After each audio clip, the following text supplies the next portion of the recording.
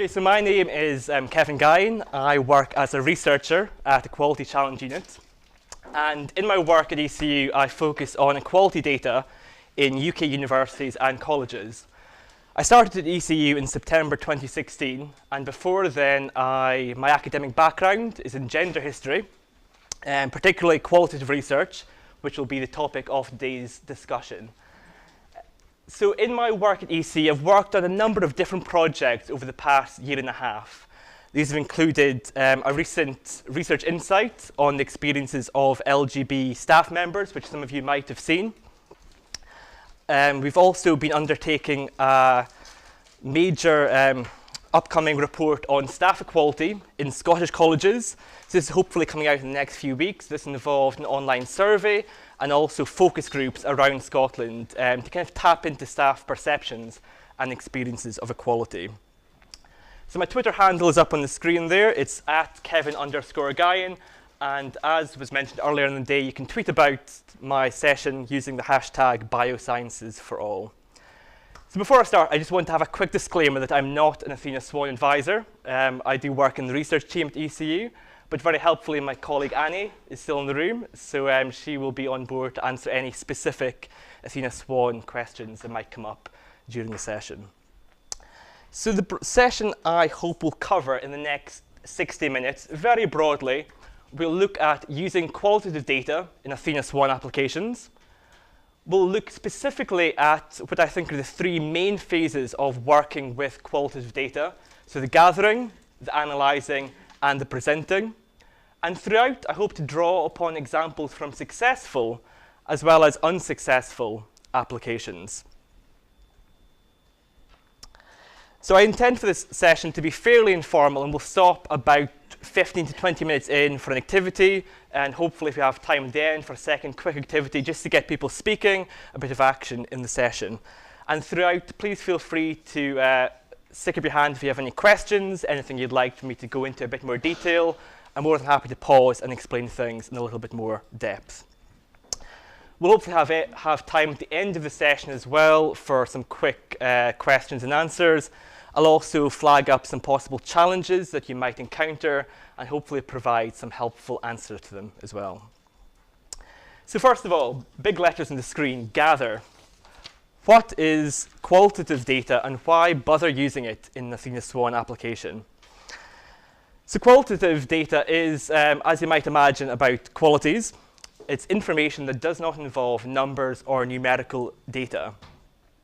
However, the divide between qualitative data and quantitative data, and just to stop myself getting tongue-tied even, I'm going to start using qual data and quant data as shorthand. So the divide between the two is not always that clear-cut. You've probably participated in surveys in the past that try and quantify qualities. These are often things like satisfaction or happiness, and they'll ask you to choose, say, 1 to 5 on a scale, say very satisfied to very dissatisfied. So that's a way to quantify things which are quite hard to pin down. These surveys, however, can also include things like free text boxes, where people are asked to just write their own thoughts and experiences in the survey. So qualitative analysis, I think, is really important, and that's what I hope you'll be able to take away from my session today, in that it can give you rich findings and an insight into how and why things have happened. When working with qualitative data, the number of participants is often a lot smaller than when working with quant data, with information collected via surveys, focus groups, and one-to-one interviews, among a few other methods. As well as explaining the why of quant data trends, qual data can also be really good for helping to plug the gaps. By this, I mean that qual data can help address issues that arise when working with small groups of staff. For example, those in the room who are working on or have submitted departmental applications might find it challenging when you only have a handful of, say, female professors or female staff working at certain job levels. When you're working with quite small numbers, it's maybe not the best way to be calculating mean responses of 3 to 4 members of staff. This is where qual data can help come in to plug the gaps. So in instances where you're working with small numbers, it might actually make more sense to conduct one-to-one interviews or run a focus group or actually, when you're looking at the survey data, do a bit of analysis on the free text comments. Now, ECU doesn't identify any specific research methods that you should use when working with qual data, and I think Annie can back me up on this. All that ECU really looks for in regards to qual data is evidence of consultation with staff. So do not worry if you're sitting there panicking, thinking, we're not running a focus group, is that going to be an issue, or we haven't conducted one-to-one interviews. There is no set rules about the types of qual methods that you should be using. So for those in the room who have been working on Athena SWAN applications, there's certain parts of the application that I feel invite the use of qual information. So up on the screen there, you can see some areas of the application that I've picked out that I think really invite the use of the more qual side of data. So looking at people's experiences, people's perceptions. So areas like training, recruitment, promotion, staff culture particularly, these are areas which invite a bit of that experiential side of the data. So before jumping into possible research methods or how to go about analysing them, I first want to really kind of pick up on a question that somebody asked earlier today about how to narrow down the data and how to kind of focus in on what you want to get from this type of research. So you have a huge amount of possible information you could gather in your department or institution. So to narrow down the process and make sure that it doesn't become this all-encompassing master research project, what you need to think about are these three things up on the screen. So first of all, ask yourself, what do I want to know? Secondly, what information do I need? Followed by, how do I go about getting it? So as with all types of research projects, there is a temptation to broaden your focus and collect lots of interesting information.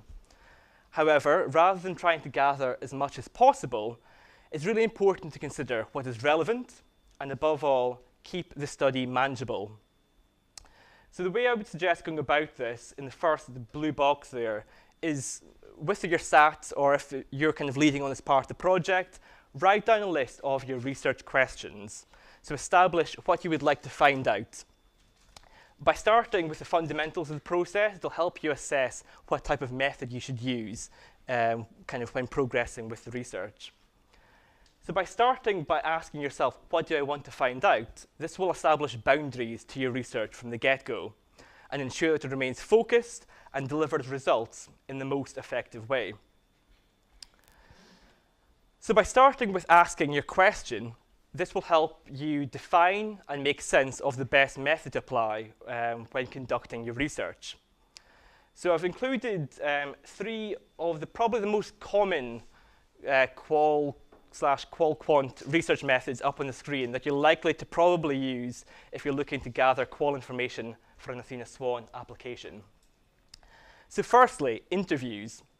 So interviews often take place one-to-one. And they can take a few different forms in regards to how you ask the questions. So they can be structured, where you're following a predefined list of interview questions. They can be semi-structured, where you've got, again, a list of questions to follow, but you might deviate from the questions. You might add on some extra questions. And also unstructured. So these are when you really let the interviewee lead the discussion and let them tell the story as they wish. Interviews are great for a number of reasons. They offer a real opportunity to go in-depth and get some real in-depth experiences of how certain initiatives or aspects of your working culture or department might be having an effect on a certain member of staff. Also, as you're sitting in a room with a person, you can dig deeper. So actually, if they say something which you think that's really interesting, you can ask a follow-up question, you can go a bit deeper, really unpack what's happening with that person's life. However, on the flip side of that, you're only hearing one side of the story. So there is the risk that actually by conducting interviews only, you won't be getting the full picture.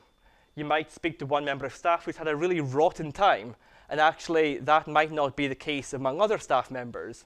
So interviews are great for getting that experiential dynamic, with the caveat that it's not perhaps representative of the wider department or institution. The second method on the screen are surveys. So these are probably the most common method, and they're a mix of quant and qual. So this commonly used method can consist of different types of questions. So as I mentioned earlier, there is the quantification of qualities, which are often done using a Likert scale. So that is when you have a set of usually 5 options asking you to say your level of happiness, your satisfaction, experience from one extreme to the other, which can then be quantified and analyzed using quant methods. However, it's also really important to think about the free text boxes which are included in surveys. There's often perhaps a risk that you'll run all these surveys and you'll have teams and teams of information in free text comments and actually thinking, what do I do with this? So I'll touch on that a little bit later on in the session. But those free text boxes are really important, again, for getting personal experiences, but also allowing people an opportunity to share these experiences in a confidential way. So it's often they're not sitting in a room with other staff. They might be willing to share stuff online that they might not be willing to share in a focus group or in an interview. However, again, on the flip side of the surveys, they do come with their challenges. One of them being that they can be overused. So survey fatigue is a big thing that we're very mindful of at ECU, of asking people to complete surveys all the time. You'll notice that the more you ask, the lower people actually are willing to respond and give up their time to completing them. So be mindful of actually trying to limit the number of times you use surveys, and if possible, merge them so people aren't getting 3 short surveys but getting 1 longer one. It's perhaps a more effective way to go about doing it. Also, we've ran a few surveys at ECU where you think it's fantastic, you send it out, and it comes back with a really low, disappointing response rate, which can be quite disheartening. I'll touch on ways later on in the session to kind of boost the response rate and engage staff in completing surveys. And lastly, another risk with surveys is that people might not always answer them as honestly as you would hope.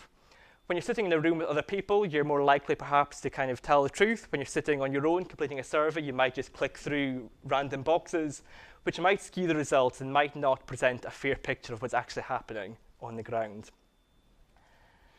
And lastly, the third method I'd like to touch on are focus groups. So focus groups are an opportunity for participants to discuss their experiences or perceptions as a collective. This usually involves ideally around 6 to 8 participants who come together. They'll often have a shared experience. Some people's opinions will differ on a certain issue, but they can exchange these views and kind of as a group kind of feedback their thoughts on a certain issue. So this as a qual method is quite rounded. You're getting more than just one person's experience. And it also provides an opportunity for people to kind of tease out their own thoughts and their own feelings on certain issues. However, as you can imagine, focus groups aren't always or aren't really the best method for dealing with some sensitive or some personal issues. Some participants may not be willing to speak freely when they're surrounded by colleagues, and particularly in departments where you may be organizing with people's line managers and people in positions of power. Focus groups might just not work for getting the confidence to speak freely about how you feel. Also, for anybody who's been involved in focus groups, which perhaps weren't well facilitated, there is a risk that some characters can dominate discussions. So a badly facilitated focus group can lead to one person hogging all the speaking time, can actually lead to them forcing their opinions on others, and really presenting a skewed picture of what some people would like to say. So this can be overcome with a well-facilitated focus group, but it's something to remain mindful of. So with these 3 methods, if money and time was no object, then everyone might choose to run multiple focus groups, an online survey, one-to-one interviews, in-depth analysis.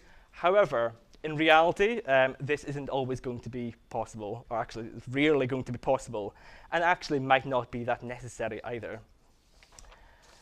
But what I would like to say is, if time and resources permit, I would really encourage people to pilot their qual methods before rolling out with your department or institution. So by this, I mean this could be something as simple as circulating your survey with colleagues.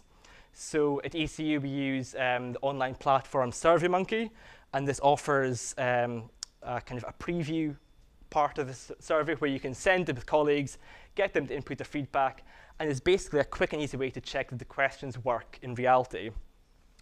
You could also run a mock focus group. So it might seem slightly strange, but over a lunch hour or a coffee break, test some of your questions on some people just to make sure that they work in reality. Or also practice a one-to-one interview with family or friends. It all might feel a little bit awkward doing this, but I can guarantee you that actually just testing these methods beforehand helps flag up any questions that don't work in reality or things which might just be misunderstood by your research participants. And the last point I would like to make before moving on to our activity is something which both Annie touched on earlier, is the value beyond Athena SWAN application of all of this work. So actually, doing this research shouldn't just be for the benefit of completing an Athena SWAN application. Looking at what your staff feel about training, promotion, culture, evaluating events, all of this has far wider positives and wider benefits than just completing an application form.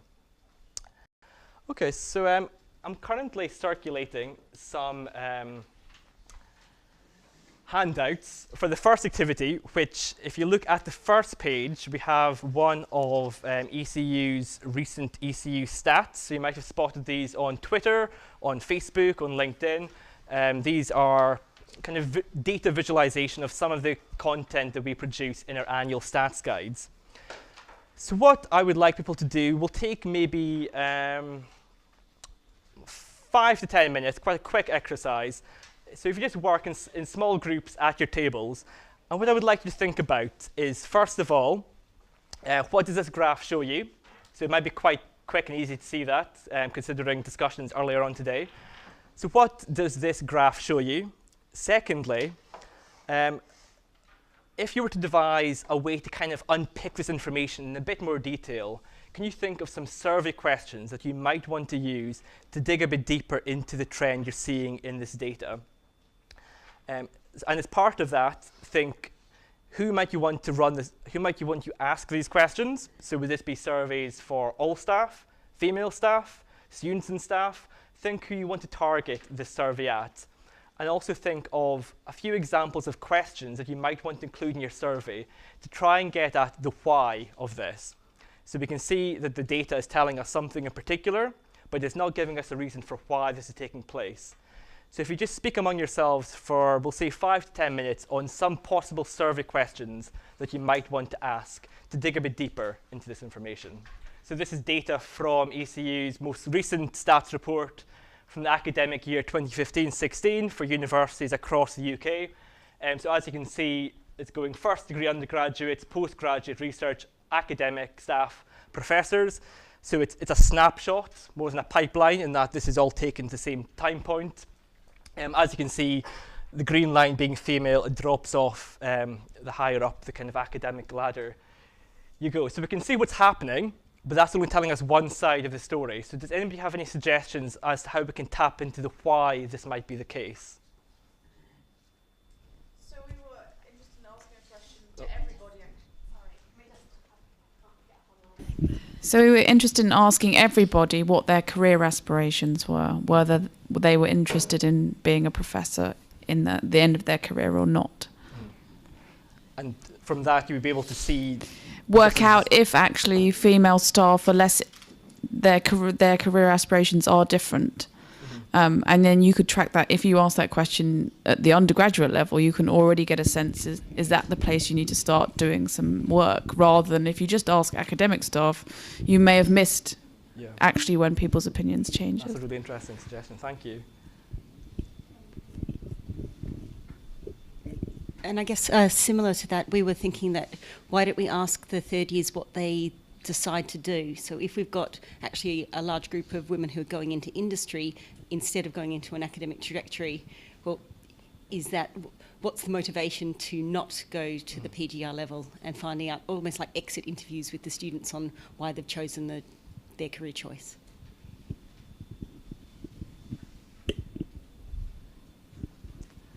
Any other suggestions? So when I went around the tables and I spoke to a few groups, and I said that actually, although the activity is suggesting the use of surveys, it might, particularly in smaller departments, it might actually be easier in some cases to try other qual methods. So, for example, one-to-one interviews. So this might be with, say, professors, asking them about their career and the role that gender has played in their career. Or focus groups might be one other way. So maybe a focus group with early career researchers and asking them about their career aspirations, why they might wish to remain in academia, or why they might wish to leave. So there are some other methods to kind of tap into getting into why this leaky pipeline is taking place. So we'll move on now to the next phase of qual research, the stage of analysis. So you've gathered all of this fantastic material through focus groups, interviews. You've got folders and folders of fantastic qual data. What are you going to do with it? So there's many forms of different types of analysis. And again, it's really going to depend on staff time, resources, and the expertise that you can tap into. So on the screen are three different forms of qual analysis that could be used to help make sense of the data. So the first one is coding and thematic analysis. So this is something that we do quite often at ECU when working with data that we gather through focus group transcripts or through free text responses and surveys. So very simply, coding and thematic analysis involves, at ECU at least, we use a software package. We use Atlas TI, but there are other ones. NVivo is another popular example. So this software, after you use it to import your data, so you import interview transcripts, focus group transcripts, free text survey boxes into the software. You then read through it and mark instances and attach a code to them.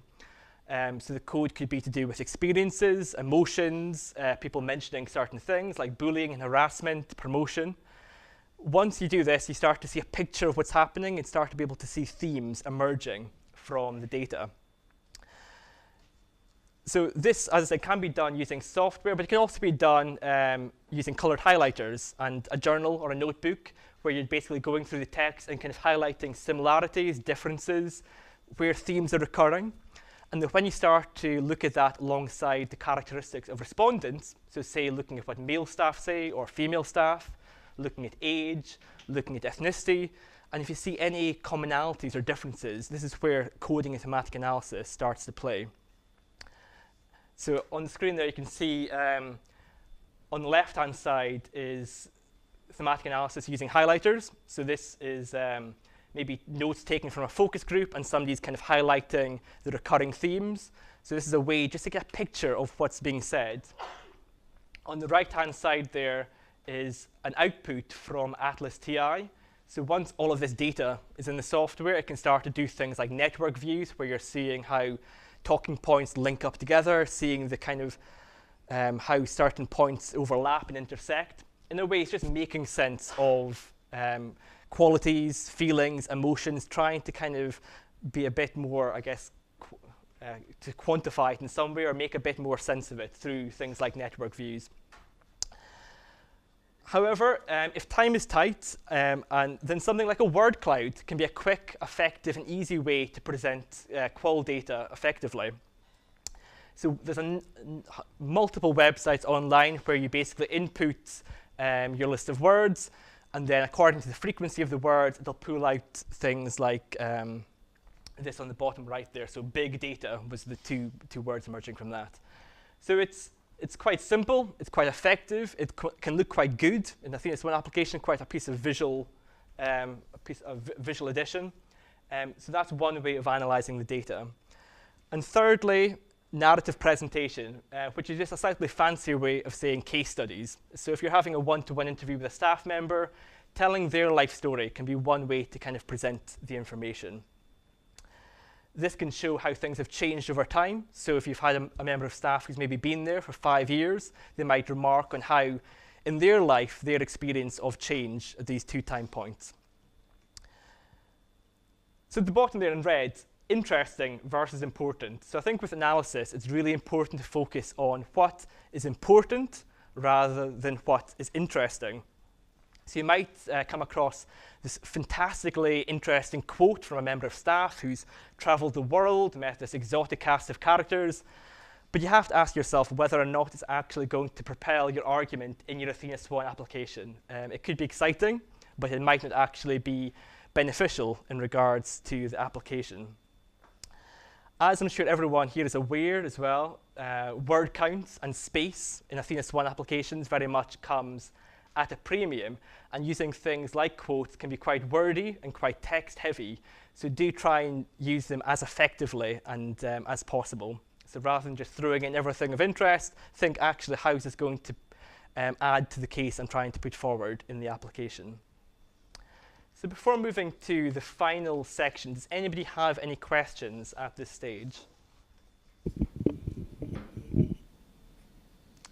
Great, we will, oh yeah, on you go.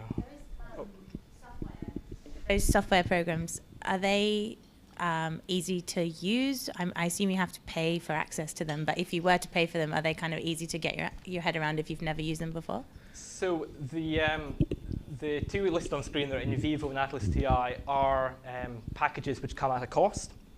However, I do imagine within most institutions there will be access to qualitative analysis software for staff and students. However, there are actually also open access, quite simpler versions to do quick and easy qual analysis online. They're quite intuitive as software goes. It's something which I hadn't used a huge amount before starting into ECU. You can pick it up quite easily.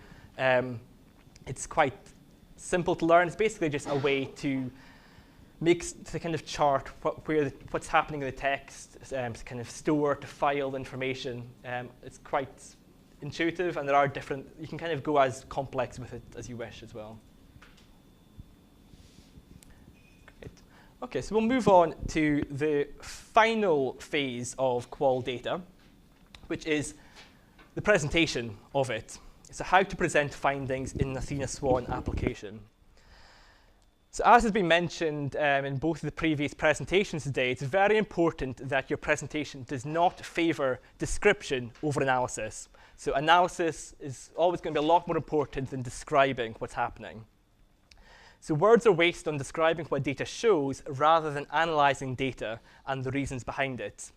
So this is a key area where people often waste words in Athena SWAN applications. So as far as possible, use qual data to demonstrate impact. So you can use it to show how things have changed over time.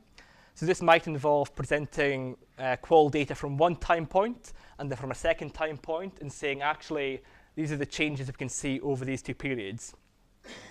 And the last point in regards to presentation is anonymity. And this touches on the idea of ethics we spoke about earlier as well. How can you ensure anonymity?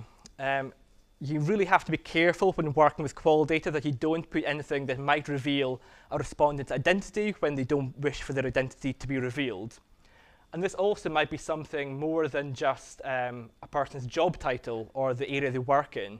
In some of the projects I've been involved in, there's been certain turns of phrases or words that certain people use, which I was totally oblivious to, that actually somebody go back to me and says, Kevin, we can't have that in the report because they know that I'm the one person who uses this very specific phrase. So one way to get around this potential issue is, and it's also good practice, is to share any quotes or qual material you wish to use with respondents before including it in your report. So if you've had a focus group and you've got a list of, say, 8 quotes you wish to use in the report, send an email to those people asking, I wish to use this. Are you okay for this quote to be used? Are you happy with how it's worded? It's often best to say, if you don't get back to me by X date, it'll go in. And if there's no response, you've checked, you've given them an opportunity to check the data before it's included in the report. So as I said, this is good practice, and just make sure that nothing's being revealed about respondents that they wouldn't wish to be made or shared with a wider audience. So we have around 15 minutes left, so we'll spend about 5 minutes, I think, on this next activity. It's a little bit shorter, this one. So before looking at the good examples, we'll take a very quick look at some phrases to maybe avoid using in Athena SWAN applications. And these should be fairly self-evident why these aren't maybe the best way to present qual data. So in the presentation of data, avoid phrases such as this, this, and this. The reason being they're all obviously unsubstantiated statements, and they're not really that rigorous in regards to the research or the data behind them. However, looking at good examples, which are the 3 I shared with everyone. So with the first example, would anybody like to mention what they liked about that? What they think worked well in regards to qual data? Do we have a microphone?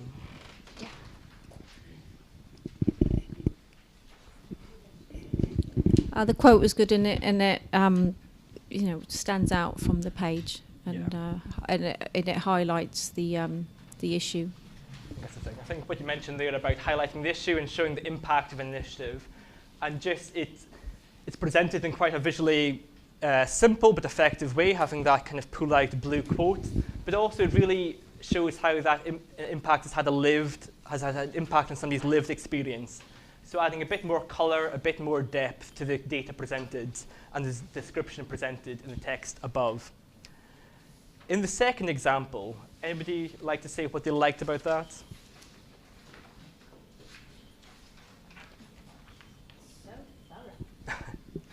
It's very thorough, particularly in that it's got academic staff and PSS below from 2 different time points as well, which is quite great to have. So you can see there that they do something quite smart with their survey responses. So they show that the data they collected from 2013 versus 2015, and how I think in all instances it's got better, which is really pleasing to see. So they're using this as impact. They're trying to say that actually over these 2 time points, the survey responses have improved. So we're showing that what we're doing is working, and showing that through the survey responses. Hi, excuse me. Yes. Is it example 2 for bronze or silver award? Because it has impact, right? Is it the silver? Yeah. Silver. Sorry, I was just going to say that looks very in depth, but it's actually they haven't really picked out the headline of that. Yep. You want a headline, don't you, for someone that's quite detailed to read and look at, whereas actually if you had a headline at the top which said this is what's happened, and then underneath you've got this is how I'm demonstrating what's happened. I think that's a good point, particularly in regards to presentation. It is quite dense, it is quite wordy. Having a bit more kind of so what element to it might be quite helpful, just kind of bringing out what these tables are showing. There's a lot of content in here. It's asking the panel to do quite a lot. So actually it could be presented, there could be a pull-out section saying from this we can see that. So that's a really good. Can I say for this one, I'm sorry, because I know this application, they would have pulled out certain bits of this when they were talking about how they'd changed a particular process or we've made improvements to this. They would have picked out perhaps a couple of these to say, we can see that this new process works or this new way of doing things is working but yes, this was just kind of where they downloaded a lot of that evidence, yeah.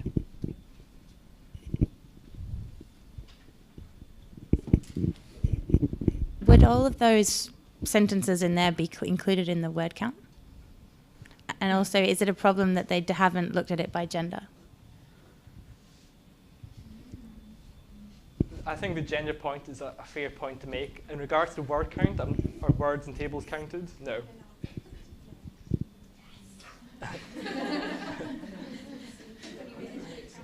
And very quickly, with the last example, was there anything about this that people thought worked well?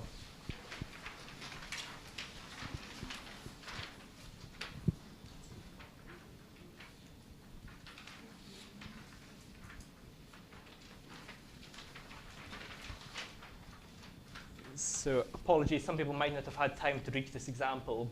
At the top, in the top paragraph, it does a good job of analyzing the quant data.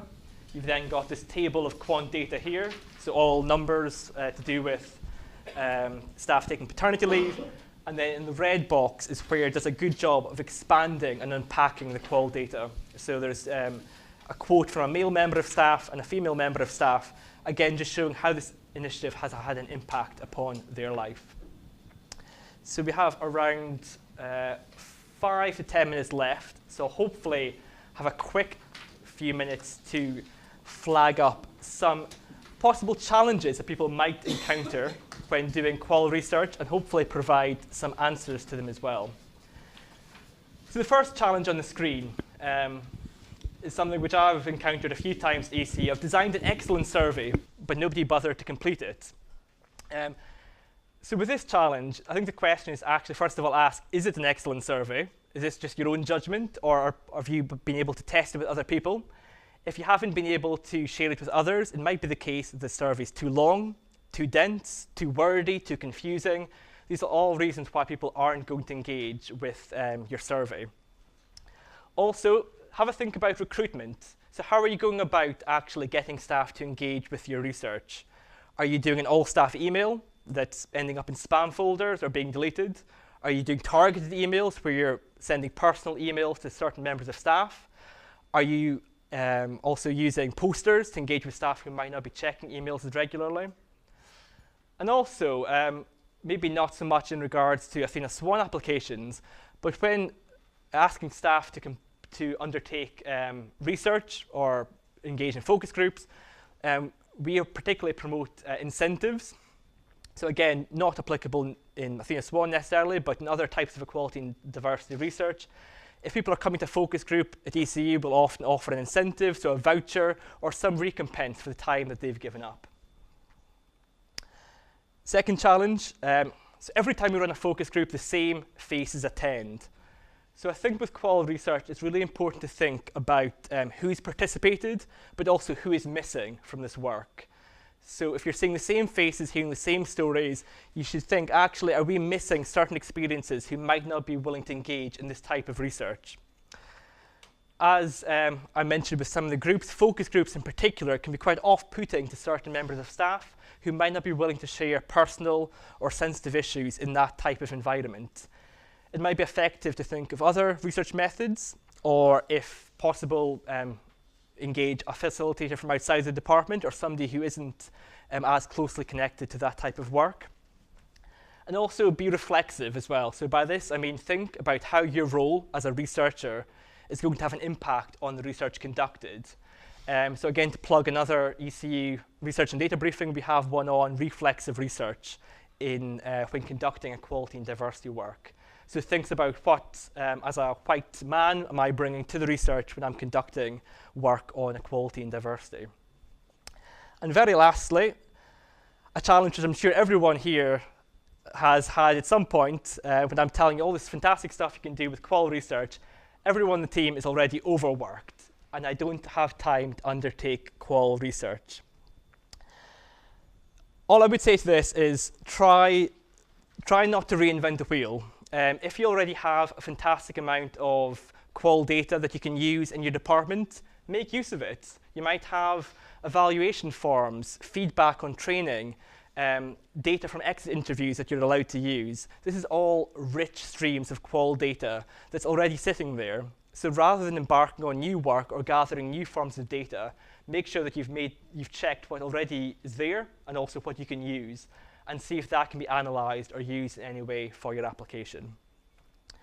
So that is the end of my very abridged workshop on qual research. Time for questions.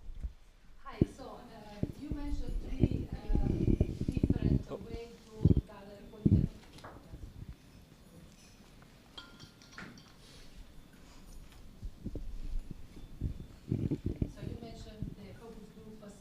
And interviews to gather this kind of information, but just wondering if there is any way to validate the method that we use to organize focus groups, survey or interviews, because if I send out a survey, this will target all staff. If I organize a focus group, maybe I can be biased. I can probably target some people, and I can, of course, target the people I know can have something to say.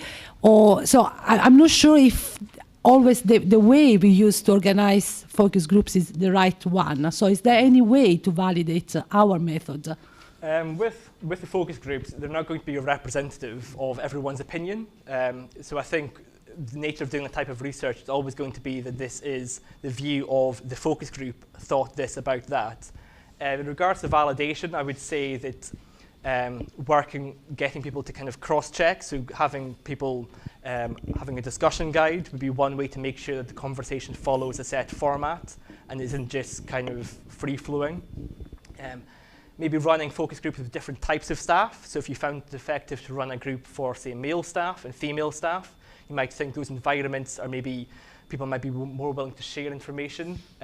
These are all ways that you can check that you're not just cherry-picking certain members of staff. Yeah, because this is the risk that we check, we target just some people rather than others, so probably we are biased in the way we target people. So I don't know, I'm a bit concerned about the way focus groups can be organized. Probably, I mean, should I send out an email and say, my willingness to organize these focus groups, who is willing to attend, or should I invite people to come and attend the focus group? So this is... Yeah, I think it links back to the point I raised earlier about you have to establish your research question, first of all. You have to ask, what do I want to find out?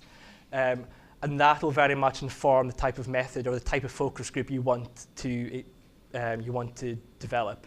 If with the pipeline we spoke about earlier, you might think, actually, we want to really think, what are early career researchers thinking about the academic job market? It would therefore make sense to only invite early career researchers to the focus group, so that who you invite and who you engage with is going to be informed by what you want to find out.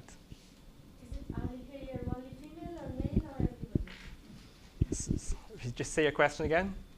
So early career, is it both male and female or just female only? For the focus groups? Yes, early career focus group. It would depend again on the research question that you want to ask.